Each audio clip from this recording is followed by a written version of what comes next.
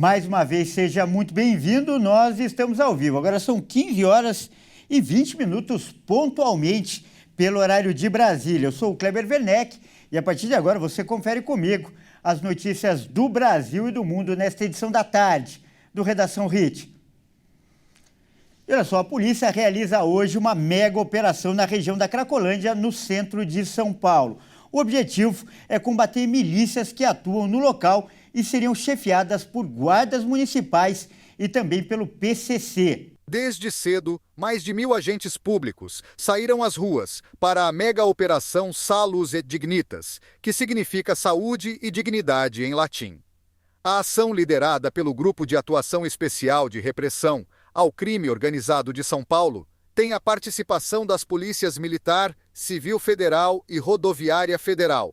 Pelo menos 4 agentes da GCM, a Guarda Civil Metropolitana, teriam movimentado cerca de 4 milhões de reais em esquema de milícia na Cracolândia, no centro de São Paulo. Os pagamentos seriam referentes à proteção a comércios no centro de São Paulo e venda de armas. A intenção seria exigir uma taxa mensal de comerciantes da região central para manter os usuários de drogas afastados de suas lojas. Segundo as investigações, os valores seriam repassados a agentes que integravam o esquema. Além da taxa de proteção, a milícia no centro de São Paulo também comercializa armas ilegalmente. Com a atuação multidisciplinar, o GAECO pretende desestruturar esse sistema de atividades ilícitas e romper com o monopólio do crime organizado nesta região do centro de São Paulo. Durante as investigações, constatou-se que o PCC, primeiro comando da capital, vem atuando de maneira estratégica na Cracolândia e em diversas outras áreas do centro. Olha, e nós vamos falar muito sobre esse assunto hoje, a Cracolândia, que é um problema que afeta a maior cidade do país. Para começar, então, nós vamos agora ao vivo para o centro de São Paulo, onde está o repórter Fernando Jesus, lá na Cracolândia, e vai trazer mais informações para a gente ao vivo, vai trazer um balanço dessa mega operação. Boa tarde, Fernando. Seja muito bem-vindo ao nosso jornal. Boa tarde, Kleber. Boa tarde a todos que nos acompanham. Eu estou aqui na rua Guaianazes, no centro da cidade de São Paulo, onde uma mega operação está acontecendo para combater o sistema criminoso da região da Cracolândia. E essa operação conta com mais de 1.200 policiais, tanto os militares quanto os civis, e com mais de 327 viaturas e 30 cães farejadores. Aqui atrás de mim podemos ver a equipe da Polícia Militar e a sua viatura. Logo aqui na frente também temos a equipe da Guarda Costeira Municipal. E essa operação visa muitos comércios, como estacionamento, pontos de venda de imóveis usados, ferro velho, entre outros comércios que fazem lavagem de dinheiro e fazem a movimentação de drogas. Nesse estacionamento aqui, onde está a Polícia Militar, está sendo realizada uma operação. Eu tentei conversar com a equipe da Polícia Militar, mas me foi informado que apenas o comandante poderia me passar mais informações. E nesse momento ele está lá dentro do estacionamento realizando esta mega operação. Eu vou pedir para o nosso cinegrafista mostrar aqui na rua. Temos alguns comércios como vendas de pontos de comércio de vendas de imóveis usados, como eu falei. Ao lado temos um ferro velho que também estão com as portas fechadas, muitos por medo dessa mega operação ou até mesmo por estarem sendo investigadas. Tá certo, então, olha aí o Fernando trazendo aí toda a situação aí no local. A gente pode ver muitos comércios com as portas fechadas, afinal, o tráfico de drogas e também o fluxo intenso de usuários tem prejudicado bastante essa região aí, que, como eu disse, é o centro, é o coração da maior cidade do país. E o Fernando vai continuar lá, o Fernando Jesus, e daqui a pouco ele volta com mais informações sobre essa mega operação.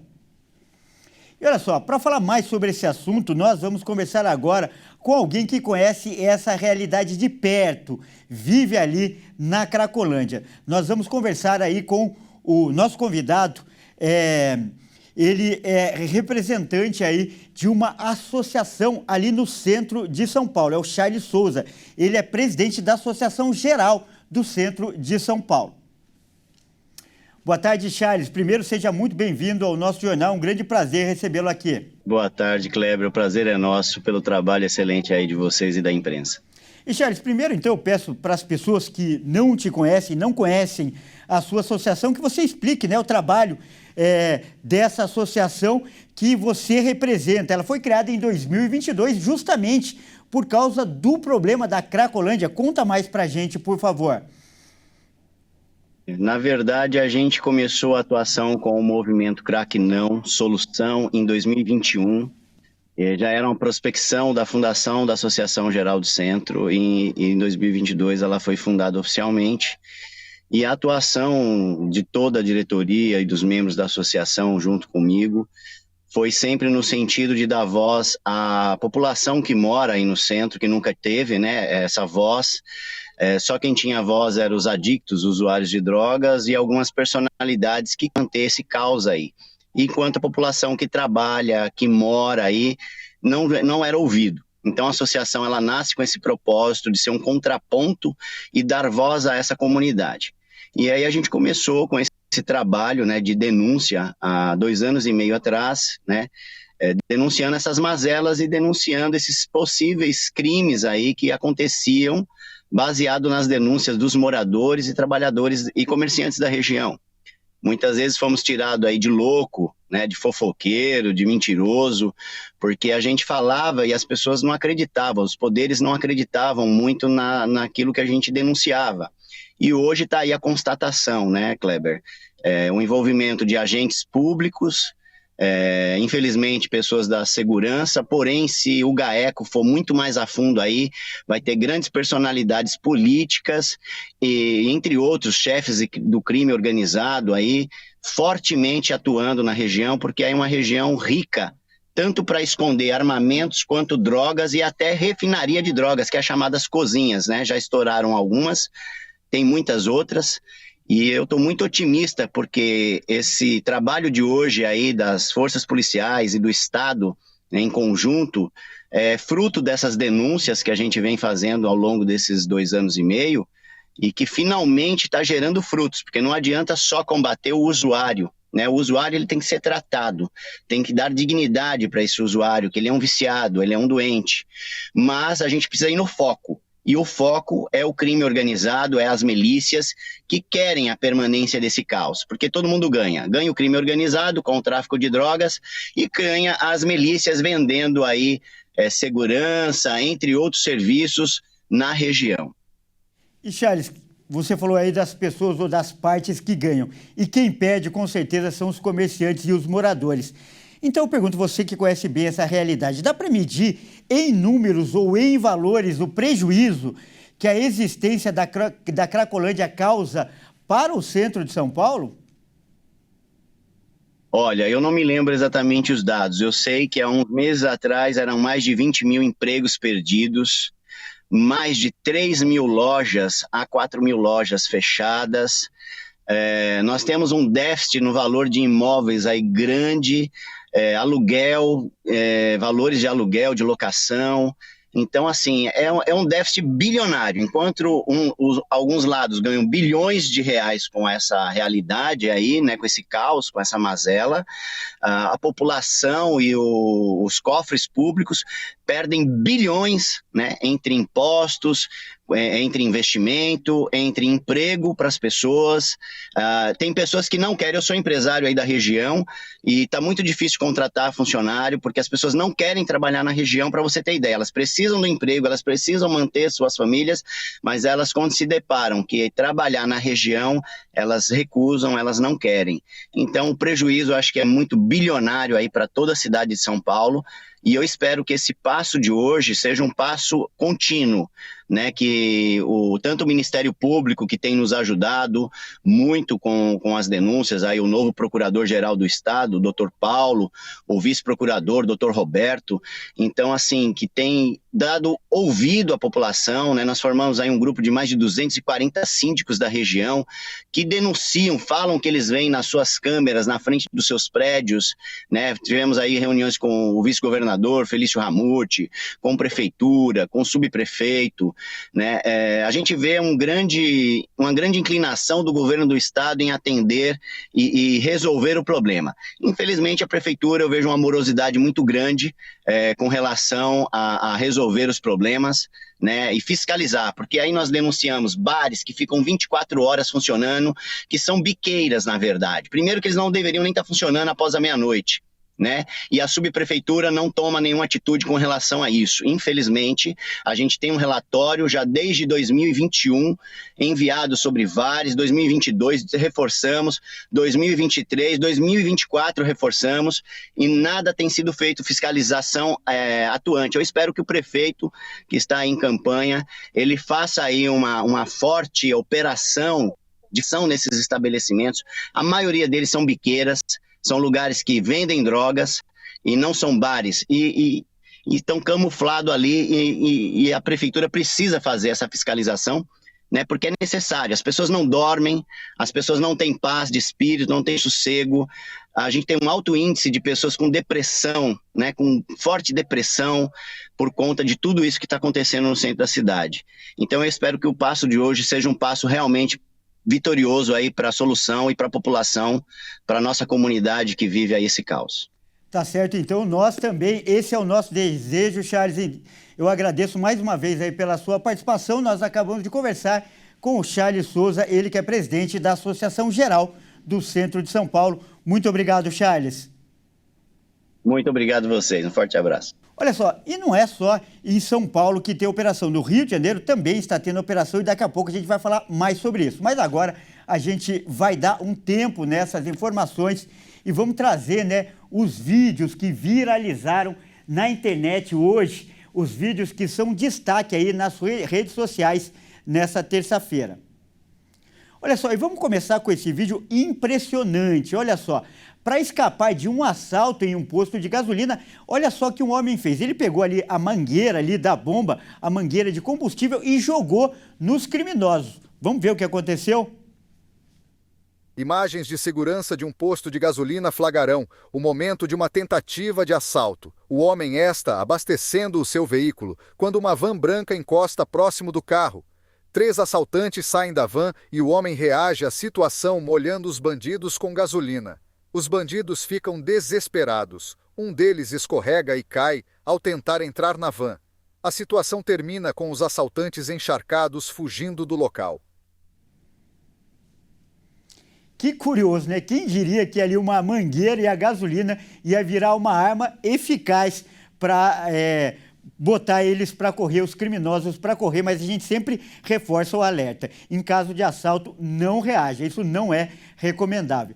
E agora vamos ver um salvamento que surpreendeu muita gente. Olha só, um cachorro de rua chamou a atenção das pessoas latindo e cavando um buraco. O que ninguém imaginava é que ali naquele local havia um outro animal que estava soterrado. Olha só. Em uma universidade, um cachorro de rua chamado Gray foi visto raspando e latindo para uma rachadura na parede. A situação chamou atenção devido à insistência do animal, chegando até a machucar as patas e o focinho.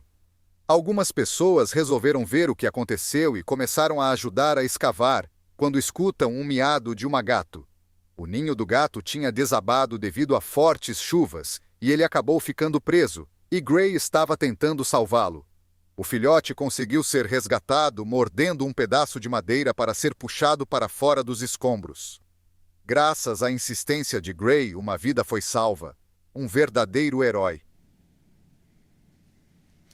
O instinto animal nunca falha, não é mesmo? E esse é um verdadeiro herói de 4 patas. E por falar em heróis, vamos acompanhar agora um emocionante trabalho de uma equipe da polícia da Tailândia. Uma grande operação foi montada para transportar um coração que seria transplantado. Vamos ver. O vídeo, que está viralizando na internet, mostra a atuação de uma equipe de polícia de Bangkok, da Tailândia, que está preocupada em garantir que o órgão chegue o mais rápido possível para que seja feito um transplante de coração. O registro começa quando o órgão chega no aeroporto e, na sequência, uma mulher pega a caixa que está com o coração a ser doado e começa a correr.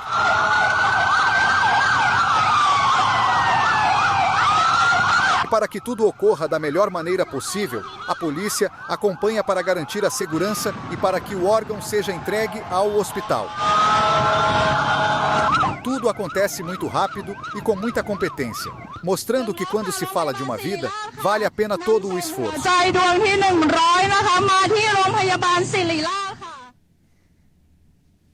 Olha, eu vou repetir a última frase aí dessa reportagem. Para salvar uma vida, todo o esforço vale a pena. E a gente viu aí a atuação de uma equipe muito bem treinada. Parabéns, então, para os policiais aí da Tailândia. E olha só que situação. 2 mulheres brigaram dentro de um ônibus por causa de uma poltrona, de um lugar. E a coisa ficou tão feia que elas acabaram parando na delegacia. Vamos conferir esse vídeo que também viralizou na internet. O vídeo mostra o momento em que 2 passageiras dentro de um ônibus intermunicipal no estado do Pará, na linha Abaetetuba-Belém, começaram a discutir. A confusão começou a acontecer devido a vendas de passagens duplicadas para o mesmo assento. As 2 mulheres começaram a discutir calorosamente, chegando à agressão física. A polícia militar foi acionada e ambas as passageiras foram encaminhadas para a delegacia para prestar esclarecimentos.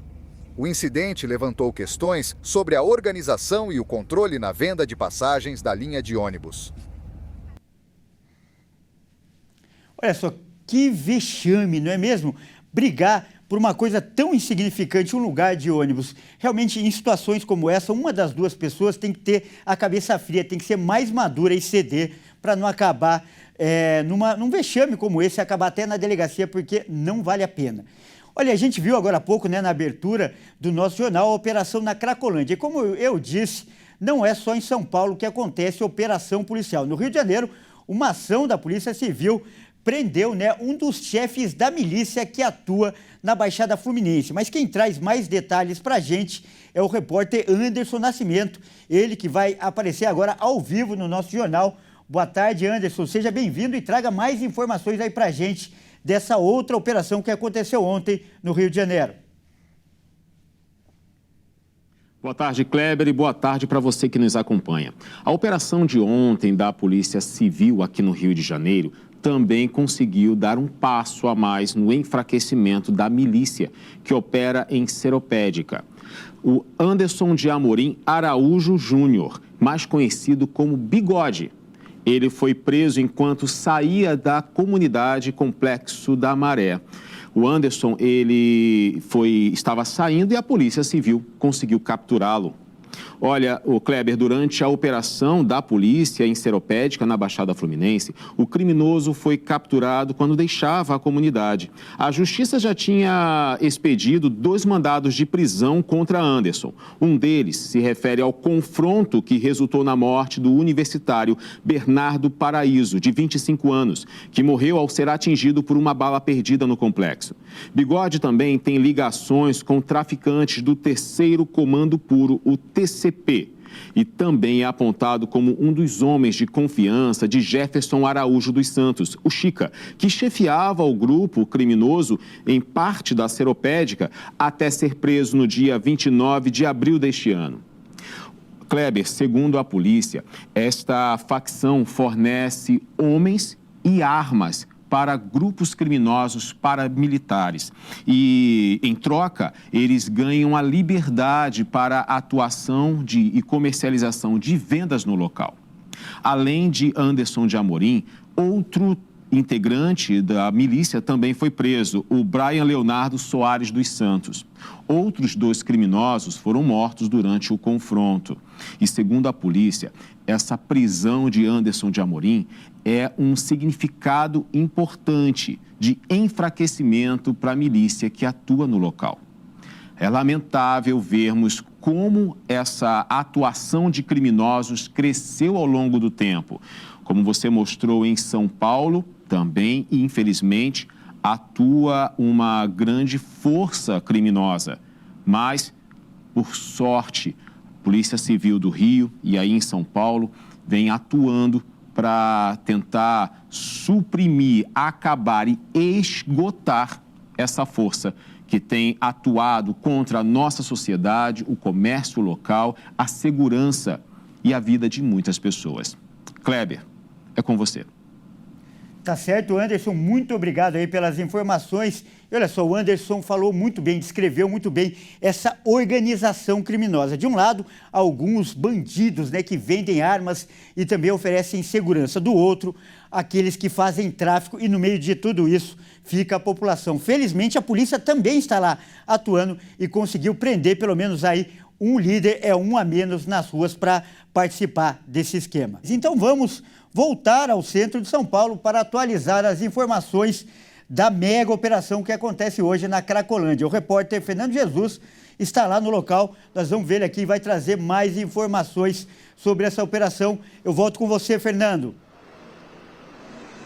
Kleber, eu continuo aqui na região da Rua dos Guaianazes, no centro de São Paulo, e a operação ainda está sendo realizada aqui no estacionamento.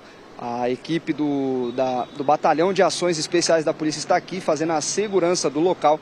Infelizmente, eu não consegui mais informações com o comandante desta operação, mas a informação que eu tenho é que mais cedo a Polícia Militar prendeu um homem apontado como chefe desse tráfico aqui na região. E a prisão foi realizada em um mandato da mega operação, realizada na manhã desta terça-feira. O homem apontado como chefe do tráfico na região da Cracolândia, no centro de São Paulo, foi preso por agentes da Rota, na Praia Grande, no litoral paulista. De acordo com o comandante do choque, Coronel Valmor Racorte, a operação não tem hora para acabar. Ele informou que a favela do Moinho, que fica na região central de São Paulo, servia como base para o armazenamento das drogas que eram vendidas na Cracolândia. Investigações apontam que o tráfico de drogas, controlado pela facção paulista PCC, é apenas uma das atividades criminosas da Cracolândia. Promotores do Grupo de Atuação de Combate ao Crime Organizado afirmam que o crime organizado vem atuando de maneira estratégica na região e em diversas outras áreas do centro, replicando a lógica dos agentes econômicos, mas no mercado ilícito. A Secretaria da Fazenda e Planejamento realizou um trabalho de inteligência fiscal nos últimos meses por meio de cruzamento de informações que permitiu identificar os ilícitos e os contribuintes envolvidos. Entre os alvos dos mandados de prisão estão 3 guardas civis metropolitanos e um ex-agente da GCM, suspeitos de operar uma milícia que extorquia dinheiro de comerciantes da área. Kleber, outra informação é que mais cedo o governador Tarcísio de Freitas, ele sobrevoou a região para acompanhar esta mega operação. Ele afirmou que o foco não é combater o fluxo de pessoas da região, que também, inclusive, incomoda muito as pessoas. Mas o principal foco é combater aí a logística, ou seja, combater a entrada, a saída e até mesmo a movimentação interna de drogas e de lavagem de dinheiro. Eu volto com você no estúdio, é com você, Kleber. Tá certo, Fernando, muito obrigado. E o nosso repórter vai continuar lá na Cracolândia acompanhando de perto essa operação e tendo mais novidades, a gente volta ao vivo a falar com ele. Olha só, esse é um problema muito mais complexo do que parece. A gente já viu aí, tem um lado policial dos criminosos, tem um lado também dos dependentes químicos e tem até o lado econômico das pessoas que vivem e trabalham lá. Então, para falar mais sobre esse assunto, nós vamos conversar também com um especialista. O nosso outro convidado é o professor Frederico Afonso, ele que é especialista em direitos humanos e também segurança pública. Boa tarde, professor Frederico. Seja muito bem-vindo mais uma vez ao nosso jornal. Você que é o nosso grande parceiro aqui, professor. Boa tarde, Kleber. Boa tarde a todos. E, professor, primeiro eu queria que você analisasse essa recente operação aí na Cracolândia. A gente viu aí, segundo o nosso repórter, acabou de trazer informação, e segundo o próprio governo, né? O alvo principal não é o fluxo de usuários, mas sim a estrutura do tráfico. O que você acha dessa estratégia? Bom, Kleber, a Operação Salus e Dignitatis, ou seja, uma operação de saúde e dignidade, ela começa com uma representação da Secretaria de Segurança Pública à Procuradoria-Geral de Justiça no segundo semestre de 2023. Portanto, as pessoas olham apenas hoje o resultado de meses de investigação e atuação da inteligência das duas polícias. Uma outra questão extremamente importante é a relação de interface entre agências. Nas imagens a gente consegue ver apenas entre aspas, já que são mais de 1.000 agentes, a Polícia Militar e a Polícia Civil, mas também estão trabalhando a Polícia Rodoviária Federal, a Polícia Federal, a Receita Federal, Kleber, e o Ministério Público do Trabalho. E eu pego dele para começar a falar, porque muitas vezes as pessoas olham no fluxo. Já tive a oportunidade de falar em outrora, eu sou filho do centro, analisando aqui as imagens, conheço cada rua, nasci, fui criado aí no centro, eu não sei o que é mais triste, o fluxo dos usuários, dos drogaditos, ou a torre do meu colégio ao fundo, o Liceu Coração de Jesus. Então conheço aí literalmente com a palma da minha mão, e o fluxo, ele é um problema pequeno, porque o que acontece? Você tem o crime de condição análoga a escravo, você tem crime de exploração de prostituição, você tem um comércio absurdo de furtos e roubos e receptação e vendas ilegais, portanto, de aparelhos celulares. Você tem problema de crime ambiental, até mesmo com questão de ferro velho, com aterro e, obviamente, o grande fluxo do tráfico ilícito de entorpecentes. O mandado ele era gigante, né? São 17, são mandados de prisão, se não me engano, 17 mandados de prisão, mas você tinha aí 44, por exemplo, interdições de prédios, busca e apreensão, mais de 100, arrestos, penhoras de bens. Então é um grande desmanche financeiro e o PCC, né, essa facção criminosa, que é a grande articuladora do local. No fundo, essas pessoas elas são também vítimas, Kleber. Quando você vê esse usuário, as pessoas às vezes não conhecem essa realidade em loco, como eu conheço, literalmente de andar aí. Eu vi a Cracolândia nascer a partir de julho de 1989, portanto, é um problema que dista do século passado. E é uma operação, que inovação. Eu quero aqui render as minhas homenagens ao governador Tarcísio, que designa o vice-governador, o Felício Ramute, para ser aí o grande gestor de uma reconstrução do centro e, claro, né, a diferenciação do secretário de Segurança, Guilherme Derrite, à frente de todas as operações. Não é, olha o nome da operação, Operação Saludes e Dignidades, não é uma operação de polícia, é uma operação de saúde e dignidade. Nessas pessoas, elas acabam perdendo a condição literalmente de humana, não é nem a dignidade da pessoa humana, mas ela fica ali, igual um bicho, um maltrapilho, e ela é a grande vítima, ela é explorada na região, além de todo o problema que o nosso entrevistado anterior já o trouxe para a região de comércio, para toda a região também que tem moradia, mas eu acredito que isso em breve será apenas uma imagem do passado, Kleber. Todos nós esperamos, professor. E, professor, você descreveu bem que presenciou, né, o início de tudo.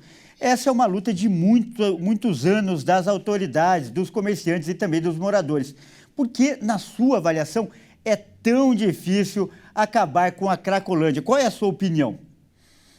Kleber, são 35 anos. Estamos fazendo 35 anos, a gente está no início de agosto. Eu lembro, justamente nas minhas férias de julho do colégio, eu voltava ali dos Campos Elíseos, para quem tem uma dificuldade aí visual, nós estamos Barão de Piracicaba, Barão de Campinas, Barão de Limeira, Alameda Norte, Alameda de Bueno, é o quadrilátero ali, inclusive da antiga rodoviária de São Paulo. A imagem mostra aí uma travessa da Avenida Rio Branco. Então, é um problema pela sua própria complexidade. Não dá para a gente falar aqui que foi uma desídia de prefeitos, governadores e autoridades da área de segurança pública e saúde. A verdade, a complexidade do fato levou até hoje nessa questão de anos, 35 anos, 3 décadas. O primeiro problema é justamente a transversalidade de problemas. Não é um problema apenas de uma pasta, mas é um problema de várias pastas. É um problema de dependência química, portanto, de saúde, é um problema policial de tráfico ilícito de entorpecentes, é um problema de corrupção, como a gente viu aí, apontando pela presunção de inocência, mas apontando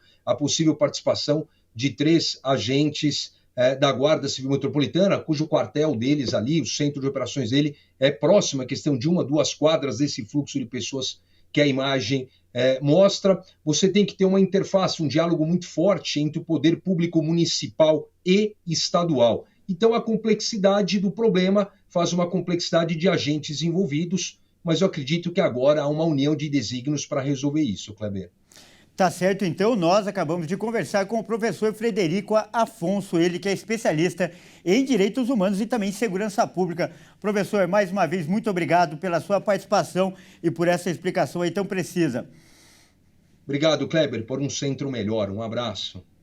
E olha só, a gente muda de região aí no país, mas continua com os problemas. A ministra dos Povos Indígenas, a Sônia Guajajara, esteve no Mato Grosso do Sul hoje e ela visitou, ela visita, na verdade, porque ela está lá ainda, uma região onde está havendo um conflito, a região de Douradina. Essa região tem sido palco de um conflito entre indígenas e produtores rurais. E o nosso repórter, o Wellington Pael, também está lá acompanhando de perto essa visita. Nós vamos ver aqui, traz mais informações. Boa tarde, Pael. Boa tarde, Kleber. A comitiva da ministra dos Povos Indígenas, Sônia Guajajara, chegou na manhã de hoje em Douradina, onde os Guarani Kaiowá estão acampados para reivindicar a demarcação de terras. A vinda dela é uma tentativa da União de mediar, através do diálogo, o conflito entre a comunidade e produtores rurais. Nós precisamos destravar o processo dessa área que já está aqui, com um relatório feito, concluído pela FUNAI, um relatório que já foi publicado, e por uma liminar, por uma decisão judicial, esse processo foi paralisado.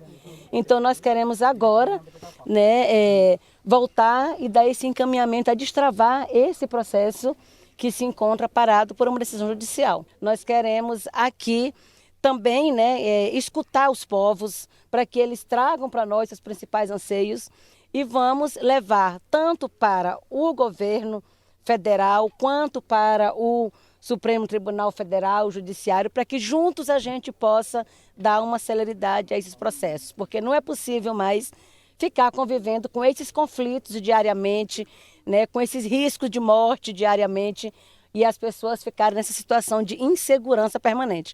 Então, o que nós queremos é garantir a segurança e a proteção dos povos na sua área. O clima está tenso na região há pouco mais de 20 dias, com enfrentamentos que já deixaram 12 feridos com armas de fogo e balas de borracha. Nós não sabemos aonde está e de onde veio o caminho para poder nós conseguir demarcar para nossa terra, para nós conseguir nossa terra de volta. Porque há muitos anos, há centenas de anos, nós estamos aqui para Vila Guarica esperando essa área e ainda não foi nem homologado e nem foi demarcado.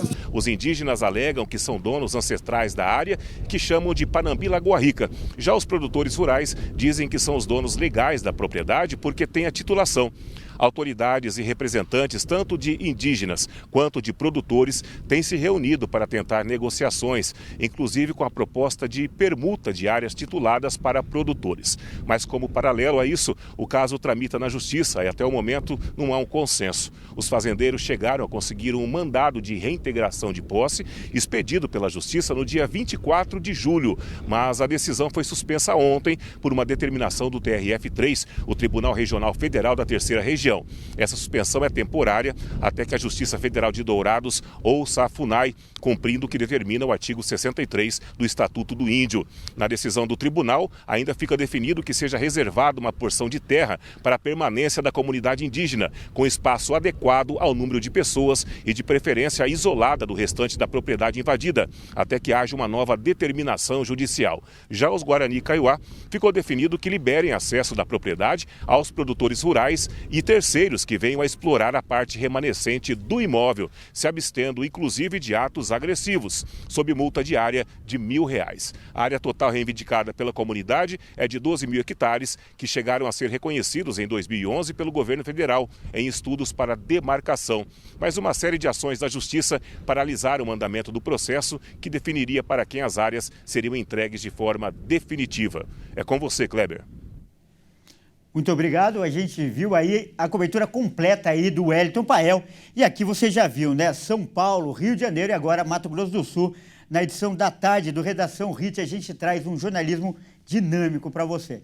Então vamos mudar de assunto agora, porque agora é hora de falar de Jogos de Paris no nosso Momento Olímpico.